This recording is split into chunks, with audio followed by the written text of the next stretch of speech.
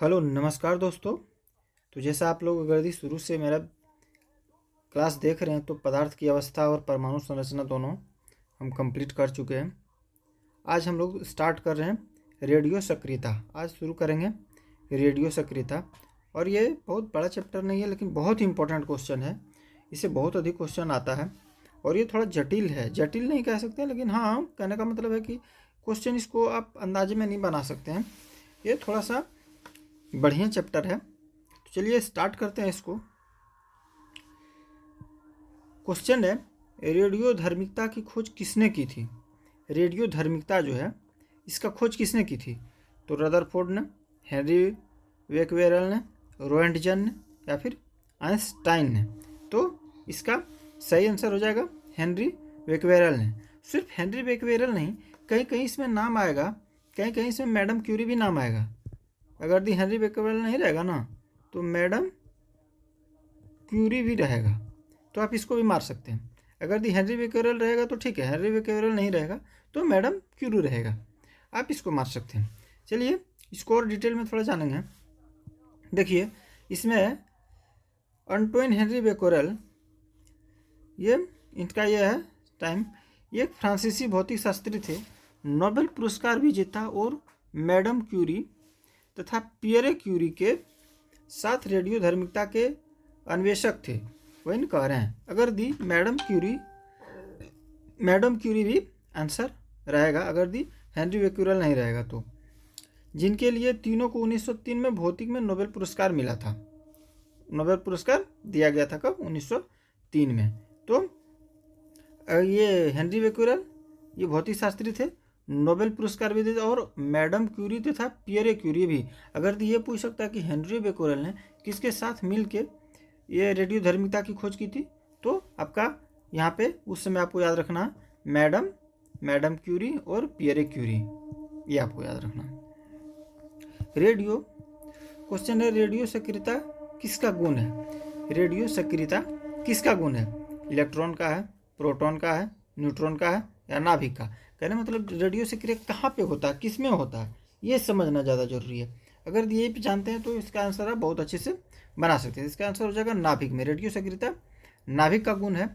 देखिए रेडियो सक्रियता या फिर रेडियो एक्टिविटी या रेडियो धार्मिकता वह प्रतिक्रिया होती है जिसमें एक अस्थिर परमाणु अपने नाभिक मतलब न्यूक्लियस से आयनकारी विकिरण के रूप में ऊर्जा फैलाता है। यानी कि एक जो भी ये एलिमेंट है जो नाभिक, वो अपने नाभिक से आयनाइजेशन के रूप में वो बढ़ता जाता है। ऐसे पदार्थ जो स्वयं ही ऐसे ऊर्जा निकालते हों विकिरणशील या रेडियोधर्मी कहलाते हों, जो ऐसा करते हैं। यह विकिरण अल्फा कण, बीटा कण या गामा कण और इलेक्ट्रॉनों के रूप में होती है। देखो किस किस रूप में निकलता है? अल्फा कण, बीटा कण, गामा कण और इलेक्ट्रॉन के रूप में। ऐसे पदार्थ जिसकी परमाणविक नाभि स्थिर नहीं होती है, जो निश्चित मात्रा में अवशेषित कणों को छोड़ते हैं, रेडियोधर्मी या फिर रेडियो एक्टिव कहलाते हैं। ऐसे एलिमेंट को क्या कहते हैं? Radio active. चलिए आगे देखते हैं। रेडियो सक्रिय परिवर्तन में भाग लेते हैं परमाणु में संयोजी इलेक्ट्रॉन, परमाणु के कोर इलेक्ट्रॉन, परमाणु के नाभिक, इनमें से कोई नहीं। तभी जस्ट इससे पहले भी सेम क्वेश्चन था, इसका आंसर हो जाएगा परमाणु के नाभिक। इससे जस्ट पहले इसमें भी वही क्वेश्चन था कि किसमें होता है रेडियो सक्रियता, तो वो भी हो गया परमाणु, वहाँ नाभिक दिया हुआ था, यहाँ पे परमाणु के नाभिक। कौन भाग लेता है? रेडियो सक्रिय परिवर्तन में परमाणु के नाभिक भाग लेते हैं। क्यों? वो अभी अब हम दिखाएं, आगे है। किसी परमाणु के अस्थायी नाभिक में प्रोटॉन की संख्या होती है। किसी कह रहा है किसी परमाणु के अस्थायी नाभिक में, अगर दी अस्थायी है, रेडियो एक्टिव नहीं है, में प्रोटॉन की संख्या होती है। मतलब उसमें कितना प्रोटॉन की संख्या है, तो इसमें ऑप्शन के हिसाब से न्यूट्रॉन की संख्या के बराबर, न्यूट्रॉन की संख्या से अधिक, न्यूट्रॉन की संख्या से, या फिर इनमें से कोई नहीं। तो देखिए कभी भी नाभिक में प्रोटॉन जो होगा वो या तो बराबर होगा, प्रोटॉन जो होगा वो प्रोटॉन या तो बराबर होगा या कम होगा, किससे? न्यूट्रॉन से। ये हमेशा ये इसमें होता है, या तो प्रोटॉन बराबर होगा या कम होगा। जैसे अगर मान लीजिए लिथियम का ले लीजिए, तो उसमें प्रोटॉन इलेक्ट्रॉन प्रोटॉन और न्यूट्रॉन बराबर है। अगर लेकिन जैसे आप 20 एलिमेंट्स पार कर जाते हैं, 15-20 से जैसे आप क्रॉस करते हो, उसमें न्यूट्रॉन बढ़ने लगता है।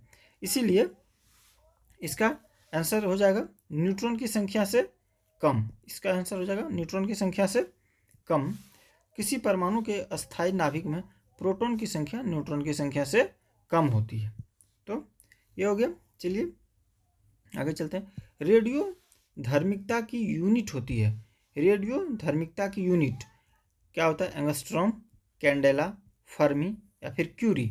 तो अभी हम इससे जस्ट पहले बताएं कि अगर दी रेडियो धार्मिकता की खोज किसने की, अगर दी इसमें वेकुरल नहीं रहेगा, वेकुरल हम लोग लिखते हैं इसको, वेकुरल नहीं रहा, अगर दी ये नहीं रहा, तो हम लोग क्या लिख सकते हैं? मैडम क्यूरी लिख सकते हैं, मैडम क्यूरी।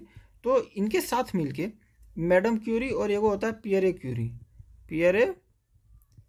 क्यूरी, ये दोनों के साथ मिलके ये क्या किए हैं? इनको खोजे थे।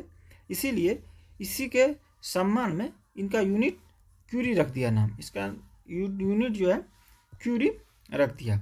रेडियो धार्मिकता की यूनिट है क्यूरी। आगे चलिए। रेडियो धर्मी तत्व किसका उत्सर्जन करती है? रेडियो धर्मी तत्व किसका उत्सर्जन करती है, मतलब उससे क्या निकलता है? तो पराबैंगनी किरण निकलती है, या फिर अल्फा बीटा गामा, या फिर रेडियो तरंगें, या फिर अवरक्त तरंगें, क्या निकलती है? तो इसका आंसर हो जाएगा अल्फा बीटा गामा। ये तीनों विकिरण निकलती है जब रेडियो सक्रियता में। देखिए क्या है रेडियो सक्रियता, रेडियो एक्टिविटी इंग्लिश में इसको कहते हैं, रेडियो धार्मिकता भी इसको कहते हैं। वह प्रक्रिया जिसमें ये अस्थिर परमाणु अपने नाभिक माने न्यूक्लियस से आयनकारी विकिरण के रूप में ऊर्जा फेंकता है। ऐसे पदार्थ जो स्वयं ही ऐसी ऊर्जा निकलते हों विकिरणशील या रेडियोधर्मी कहलाते हैं, या विकिरण अल्फा कण, बीटा कण, गामा किरण और इलेक्ट्रॉनों के रूप में होती है। तो देखिए अल्फा भी कण हो गया, बीटा कण, गामा किरण हो गया, और इलेक्ट्रॉनों के रूप में भी होती है। ऐसे पदार्थ जिनकी परमाणविक नाभि स्थिर नहीं होती है और न ही निश्चित मात्रा में आवेशित कणों को छोड़ते हैं, रेडियोधर्मी कहलाते हैं। इसका पूरा एक्सप्लेनेशन है। आगे है अल्फा और बीटा कणों की खोज किसने की थी? अल्फा कण और बीटा कण को कौन खोजा था? तो डाल्टन ने, रोएंटगन ने, रदरफोर्ड ने, फिर विलार्ड ने। तो अल्फा कण किरण की तो हम लोग जान ही रहे हैं, रदरफोर्ड ने किया था। बीटा कण भी रदरफोर्ड ही नहीं किया हुआ। अल्फा कण और बीटा कण दोनों कौन किए हुए हैं? रदरफोर्ड साहब किए हुए हैं। अर्नेस्ट रदरफोर्ड, इनका हुआ 30 अगस्त 1871 से 31 अक्टूबर 1937। प्रसिद्ध रसायनज्ञ था, भौतिक शास्त्री थे। उन्हें नाभिक की भौतिकी का जनक माना जाता है, माना न्यूक्लियस का जनक कहा जाता है। भौतिक रसायन के लगभग सभी प्रयोगों में उपयोग होने वाली अल्फा, बीटा और गामा किरणों के बीच ये अंतर बताने वाले वैज्ञानिक थे ये अर्नेस्ट। सबों में अंतर बताए थे, किसमें क्या अंतर है? रदरफोर्ड। आगे है किस वैज्ञानिक ने गामा किरणें खोजी थी? गामा किरणें, अल्फा और बीटा तो पता चल गया, रदरफोर्ड। गामा किरणें विलार्ड ने, रदरफोर्ड ने, रोएंटगन ने, फिर डाल्टन ने। तो इसका आंसर हो जाएगा विलार्ड ने। कौन खोजे हुए? विलार्ड ने। गामा किरण एक प्रकार का विद्युत चुंबकीय विकिरण या फोटोन है जो परमाणु नाभिक के रेडियो सक्रिय क्षय से उत्पन्न होता है। इसकी भेदने की क्षमता अत्यधिक होती है, मतलब बहुत अधिक भेदन क्षमता इसका होता है, कह सकते हैं हानिकारक होता है। किरणों के फोटोनों की, इसका ऐसा नहीं कह सकते कि सिर्फ हानिकारक, जैसे उपयोग के हिसाब से उपयोग में इनका बहुत लाभकारी चीज़ है। तो किरणों के फोटोनों की ऊर्जा अब तक प्रेक्षित अन्य सभी फोटोनों की ऊर्जा से अधिक होती है। सन 1900 में फ्रांस के भौतिक शास्त्री पॉल विलार्ड ने इसकी खोज की थी।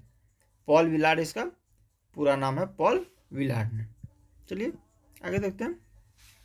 निम्न में कौन रेडियो सक्रिय किरण हीलियम नाभिक के समकक्ष होता है? हीलियम नाभिक के समकक्ष होता है। तो अल्फा किरण, बीटा किरण या फिर गामा किरण या फिर इनमें से कोई नहीं। तो इसका आंसर हो जाएगा अल्फा किरण। हीलियम नाभिक के समकक्ष होता है अल्फा किरण। देखिए, अल्फा किरण हीलियम नाभिक के समकक्ष होता है। अल्फा कण मुख्यतः हीलियम नाभिक होते हैं। इसकी संरचना 2 प्रोटॉनों व 2 न्यूट्रॉनों के द्वारा होती है। रेडियोधर्मिता में यह कण नाभिक से उत्सर्जित होता है। देखिए, अल्फा कण जो होता है इसमें 2 प्रोटॉन और क्या होता है, 2 न्यूट्रॉन होता है। इसलिए इसको हीलियम के समकक्ष कहा जा रहा है, क्योंकि हीलियम में भी 2 प्रोटॉन होता है और 2 न्यूट्रॉन होता है। इसीलिए इसको हीलियम के समकक्ष कहा जाता है। चलिए आगे है, नाभिक से निकलने वाले विकिरण में किसकी वेधन क्षमता सर्वाधिक होती है? मैंने भेदन क्षमता सर्वाधिक किसका होती है? अल्फा किरण, बीटा किरण, गामा किरण, इनमें से कोई नहीं। तभी जस्ट हम लोग पढ़ें कि गामा किरण की भेदन क्षमता सबसे अधिक होती है, तो इसका आंसर हो जाएगा गामा किरण। देखिए, इस प्रक्रिया को गामा क्षय कहा जाता है। अपने ऊंचे ऊर्जा स्तर के कारण जैविक कोशिका द्वारा सोख लिए जाने पर अत्यंत नुकसान पहुंचा सकती है। गामा किरण नाभिक में से अल्फा और बीटा के निकलने से बनता है। यह अधिक वेधन क्षमता वाला होता है। चलिए, आज का क्लास कंप्लीट हुआ। फिर मिलेंगे नेक्स्ट क्लास में और इसको 1-2 दिन में कंप्लीट कर देंगे। जय हिंद।